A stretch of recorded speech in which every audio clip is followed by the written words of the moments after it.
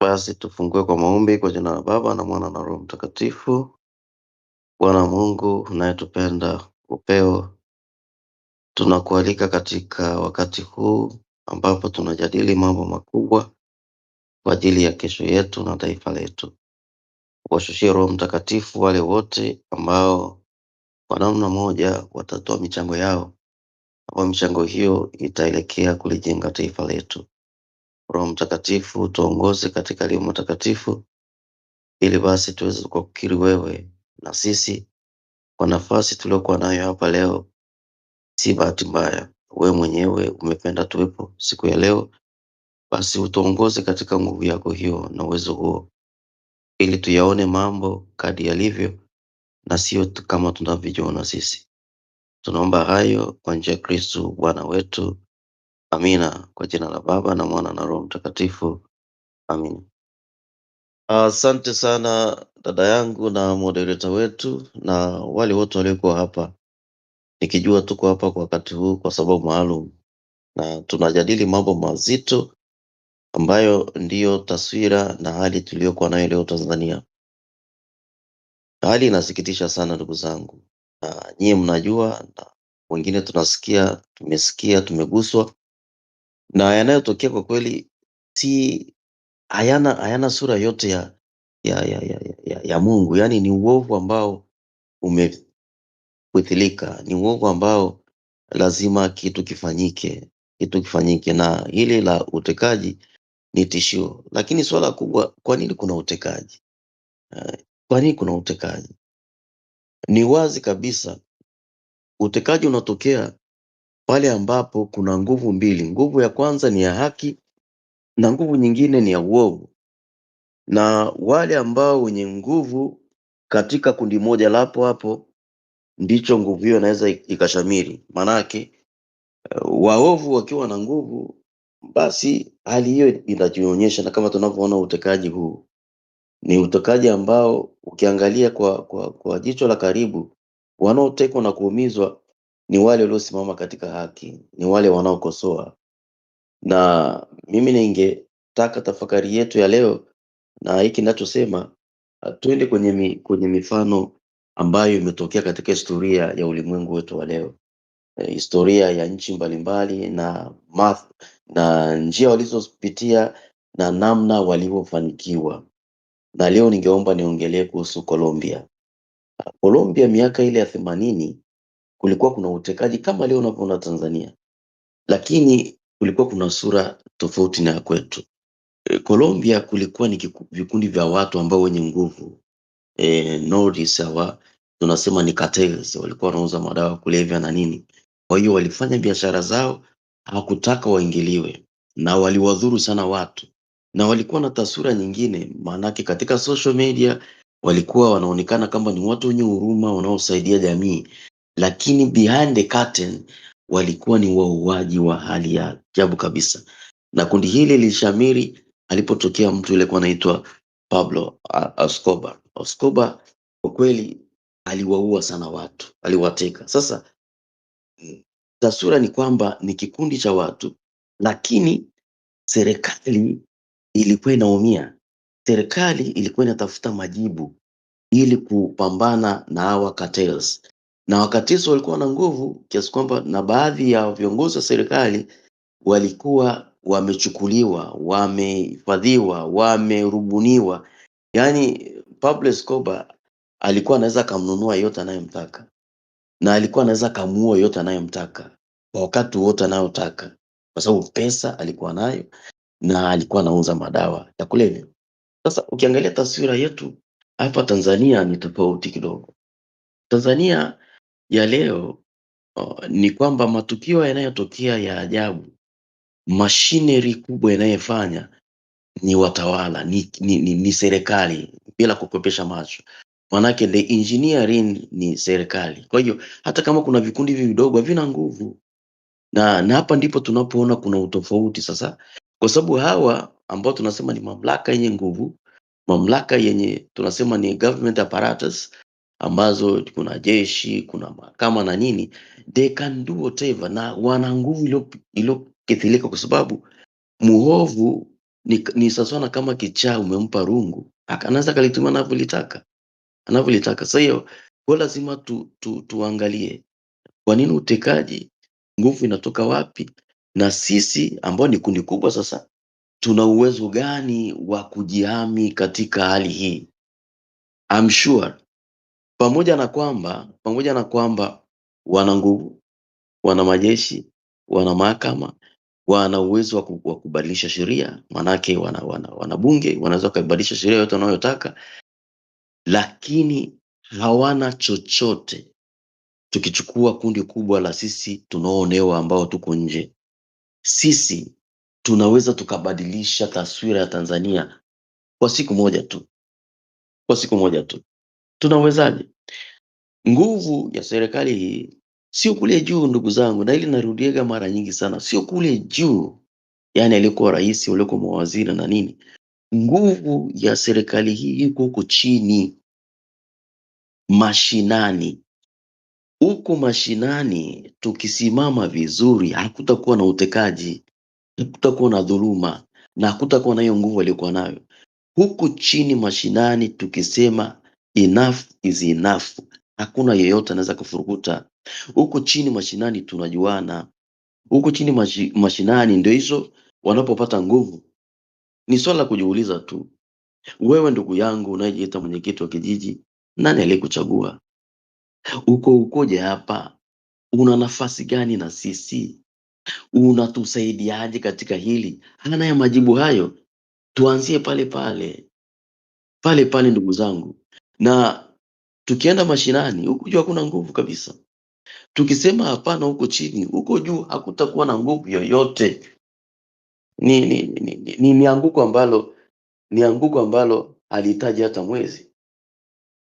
Ya pili, tulipokuwa sasa hivi hapa ni meli inayozama, isi sinking ship, yani meli inayozama, na inazama katika matendo, katika kauli za viongozi. Unaona kabisa there is no future. Yoyote anayesimama anachoongea is irrelevant, na hizi ni alama za utawala ambao unaokufa.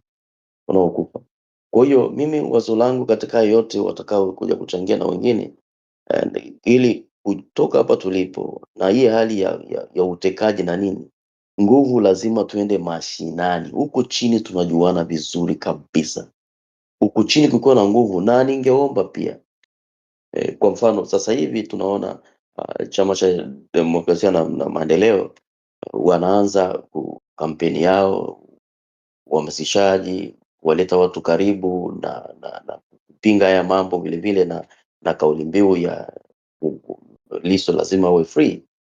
Lakini huku chini lazima tuimarishe awareness, consciousness ya watu huku chini ina nguvu kuliko mnavyojua. Na ukweli ni kwamba hakuna Mtanzania leo asiyejua dhuluma iko wapi.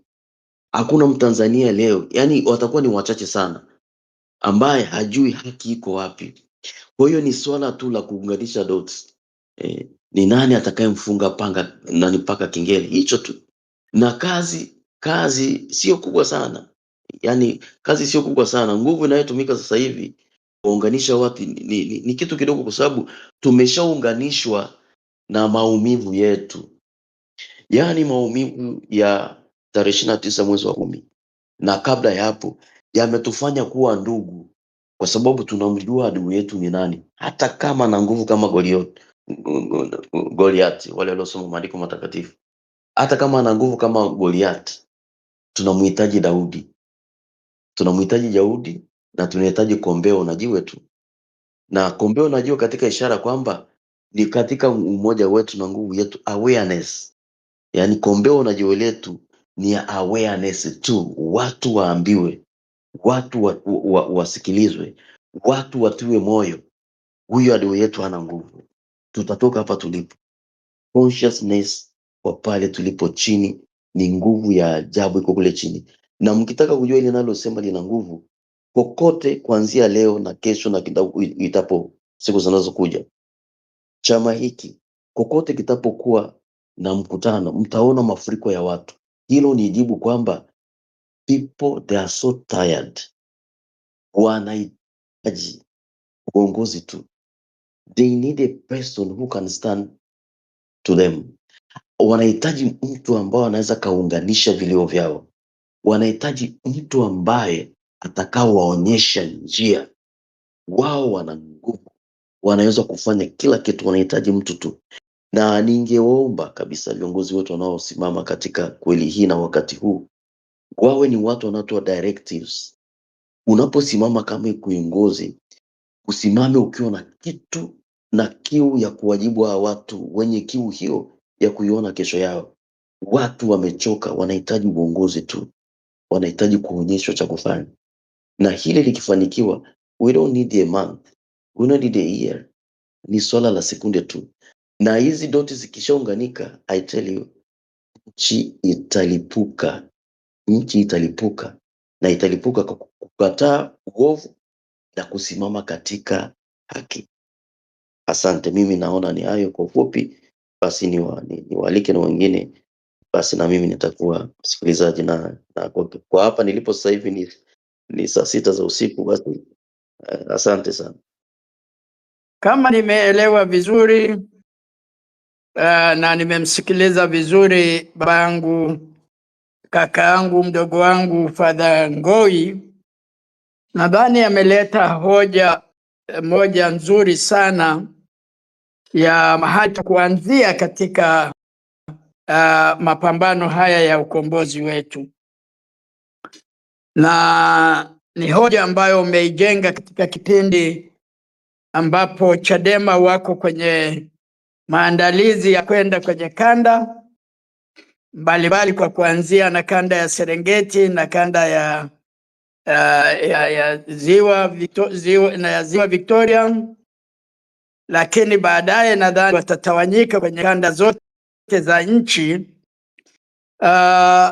Na ujumbe huu una maana kubwa sana, kwa sababu kumbukeni, mfumo wetu wa serikali umejengwa katika sura ya mfumo wa Israel, japo sio mfano mzuri sana wa kutoa. Israel iko kwenye mfumo wa kibbutz, ambayo wakati tunaanzisha vijiji vya ujamaa ndio tulichukua structure ya Tanzania, ya mfumo wetu wa Tanzania kutoka Israel. Sasa maana yake nini? Maana yake ni kwamba mfumo wetu wa serikali unaanzia chini kabisa katika ngazi ya nyumba 10. Sasa kwa bahati mbaya, wenzetu wakati tunaingia kwenye vyama vingi, nadhani Father Ngoi atakumbuka hilo pia, tuliwashawishi sana kwamba mfumo wa nyumba 10 usihodhiwe na Chama cha Mapinduzi, badala yake ni uwe mfumo wa serikali. Wakawa wametukatalia, lakini pamoja na kwamba wametukatalia, hoja ya Father Ngoi bado ni valid, kwa sababu mwenyekiti wa kitongoji ana watu wachache sana. Kwenye ngazi ya kitongoji, mwenyekiti wa kitongoji ana watu wake, na structure ya vyama vya siasa pia inaanzia kwenye ngazi hiyo hiyo. Kwa hiyo kama tuna Chadema au kuna vyama vya upinzani ambavyo viko tayari kwa ukombozi, najua kuna vyama vya upinzani haviko kwa ukombozi. Kuna vyama hivi vya bendera au vyama hivi ambavyo vinafuata hela, haviko tayari kwa ajili ya kupambania ukombozi. Lakini vyama vikubwa vichache, angalau vitatu ninavyojua, kama vinakwenda kwenye ngazi ya mwenyekiti wa kitongoji, maana yake ni kwamba ujumbe huu wa ukombozi unaanzia kwenye ngazi ya kitongoji. Kitongoji kwa ujumla ina watu sasa hivi ukiipanua sana inafika kwenye watu 100. Watu 100 ni rahisi sana kuwafikia na kuwaorganize, kwa sababu vyama navyo vinakwenda kwenye ngazi hiyo hiyo katika kazi zao za kawaida na za kila siku za uendeshaji wa vyama.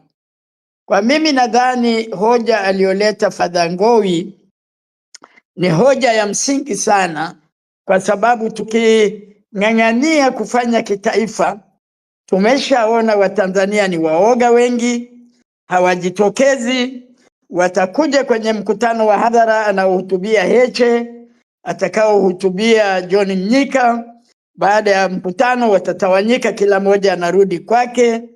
Lakini kwa sababu chama ina viongozi kwenye ngazi hiyo, lakini mfumo wa chama bado hauko effective kwenye ngazi hiyo, toka ngazi za juu kwenda chini. Lakini tukiaddress kwenda moja kwa moja kwenye ngazi za vitongoji, kwenda kwenye ngazi ya kijiji na wengine wetu tukaenda kwenye ngazi hizo, kwa sababu whether unataka kwenda kwenye jumuiya ndogo ndogo za Kikristo ziko kwenye almost ngazi hiyo hiyo ya vitongoji, au ngazi hiyo hiyo ya jumuiya ambayo ni watu wachache sana, lakini kwenye ngazi hiyo wale wenye mapenzi mema na wenye dhamira ya kukomboa nchi yetu, whether mnakutana kwa ajili ya shughuli za kidini, whether mnakutana kwa shughuli za kisiasa, whether mmekutana tu kama jamii, mimi nadhani ni rahisi sana kujiorganize katika ngazi hii chini, ili mapambano haya yapate mahali sahihi kuanzia. Kwa mimi nawaunga mkono sana vijana wangu wa Discord. Ukombozi wa nchi yetu ni kazi ya kila mmoja wetu. Hakuna jukumu la mwanasiasa, hakuna jukumu la nchi. Ikiharibika ni sisi wote tunaharibika. Samia amevuruga mfumo wa taifa, ameua vijana wetu, ni wote sasa hivi tunalia kwenye ngazi mbalimbali. Lakini kilio kinafanyika wapi? Kilio kinafanyika kwenye ngazi ya kaya.